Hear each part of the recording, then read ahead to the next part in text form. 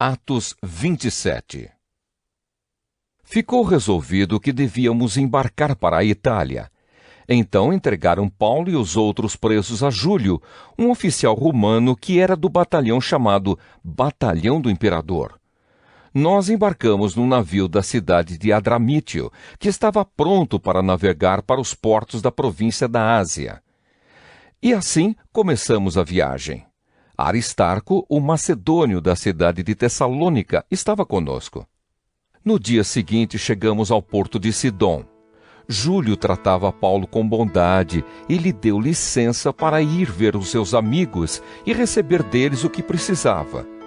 Depois de sairmos de Sidom, navegamos ao norte da ilha de Chipre, a fim de evitar os ventos que estavam soprando contra nós. Atravessamos o mar em frente ao litoral da região da Cilícia e província da Panfilha e chegamos a Mirra, uma cidade da província da Lícia. Ali o oficial romano encontrou um navio da cidade de Alexandria que ia para a Itália e nos fez embarcar nele. Navegamos bem devagar vários dias e com grande dificuldade chegamos em frente da cidade de Cnido. Como o vento não nos deixava continuar naquela direção, passamos pelo cabo Salmona, da ilha de Creta, e seguimos pelo lado sul daquela ilha, o qual é protegido dos ventos. Assim fomos navegando bem perto do litoral, e ainda com dificuldade, chegamos a um lugar chamado Bons Portos, perto da cidade de Lazéia. Ficamos ali muito tempo, e tornou-se perigoso continuar a viagem, porque o inverno estava chegando. Então Paulo avisou: Homens, estou vendo que daqui para diante a nossa viagem será perigosa. Haverá grandes prejuízos, não somente com o navio e com a sua carga, mas também haverá perda de vidas. Mas o oficial romano tinha mais confiança no capitão e no dono do navio do que em Paulo. O porto não era bom para passar o inverno. Por isso a maioria achava que devíamos sair dali e tentar chegar a Fênix. Essa cidade é um porto de Creta, que tem um lado para o sudoeste e o outro para o noroeste. E eles achavam que poderíamos passar o inverno ali. Começou a soprar do sul um vento fraco, e por isso eles pensaram que podiam fazer o que tinham planejado. Levantamos âncora e fomos navegando o mais perto possível do litoral de Creta. Mas, de repente, um vento muito forte, chamado Nordeste, veio da ilha e arrastou o navio de tal maneira que não pudemos fazer com que ele seguisse na direção certa. Por isso, desistimos e deixamos que o vento nos levasse. Para escaparmos do vento, passamos ao sul de uma pequena ilha chamada Cauda. Ali, com muita dificuldade, conseguimos recolher o bote do navio. Os marinheiros levantaram o bote para dentro do navio e amarraram o casco do navio com cordas grossas.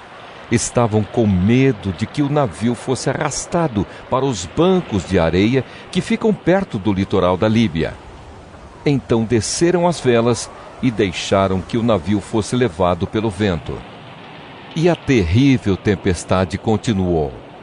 No dia seguinte começaram a jogar a carga no mar. E no outro dia os marinheiros com as próprias mãos jogaram no mar uma parte do equipamento do navio. Durante muitos dias não pudemos ver o sol nem as estrelas, e o vento continuava soprando forte. Finalmente perdemos toda a esperança de nos salvarmos. Fazia muito tempo que eles não comiam nada.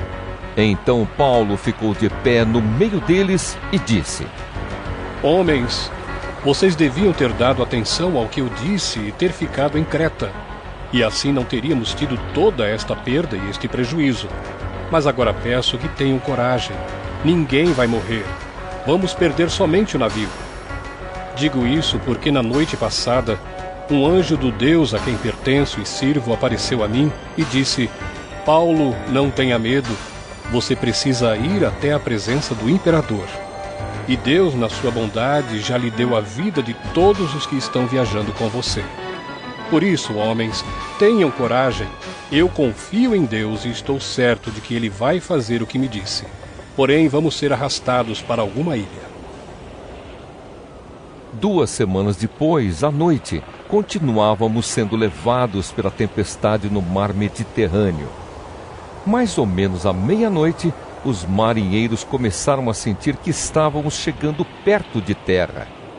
Então jogaram no mar uma corda com um peso na ponta e viram que a água ali tinha 36 metros de fundura. Mais adiante, tornaram a medir e deu 27 metros. Eles ficaram com muito medo de que o navio fosse bater contra as rochas. Por isso jogaram 4 âncoras da parte de trás do navio e oraram para que amanhecesse logo. Aí os marinheiros tentaram escapar do navio. Baixaram o bote no mar, fingindo que iam jogar âncoras da parte da frente do navio. Então Paulo disse ao oficial romano e aos soldados: Se os marinheiros não ficarem no navio, vocês não poderão se salvar. Aí os soldados cortaram as cordas que prendiam o bote e o largaram no mar. De madrugada, Paulo pediu a todos que comessem alguma coisa e disse: Já faz 14 dias que vocês estão esperando e durante este tempo não comeram nada. Agora comam alguma coisa, por favor.